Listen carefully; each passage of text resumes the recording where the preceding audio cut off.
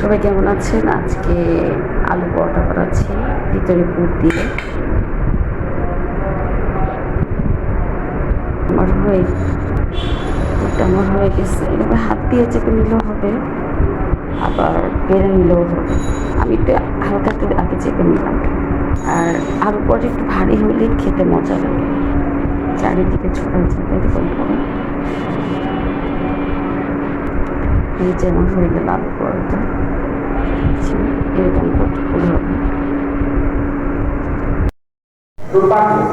দুর্ভাগ্য যে আমরা আমাদের দারমধ্যে পরিবর্তন করছি, কিন্তু এখন আমার মনে হয় আমাদের দেশে 30% মানুষ কোরআন তেলাওয়াত করতে জানে।